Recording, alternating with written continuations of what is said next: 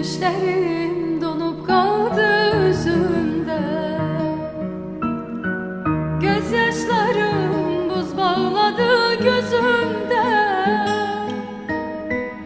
Söz vermişem ben kalmışam sözümde. Sense mənə vefasızlık eyledin. Sense mənə vefasızlık eyledin.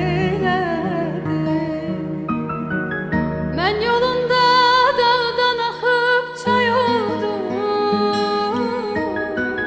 Qaranlıqda səndən ötrü ay oldum. Üşüyürdüm qışda sənə yay oldum. Söyle görüm sen benim için neyledin, neyledin, neyledin.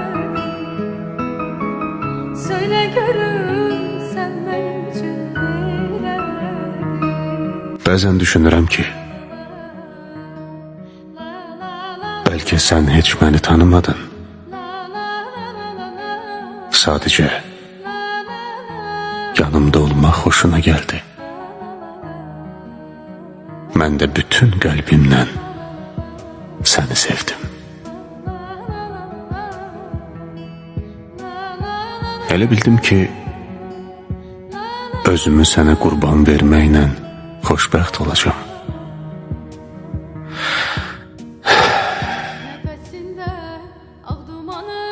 Amma sən getdin. Mən həmin gün çox üzüldüm. Çünkü sana o kadar inanmıştım ki, düşünürdüm bütün dünya dağılsa da, hamı bir çıkıp gitse de, ama o hiç vaxt beni terk etmez. Hayatın işine bak. Elə hamıdan birinci sen çıkıp gittin. Senden uzak çıkıp gidebilmirəm. Bu ayrılığın nəğməsini sevmirəm. Sen dünyamsan, dünyam mən neynirəm. Sevgi dolu dünyamızı neyledin, neyledin, neyledin. Sevgi dolu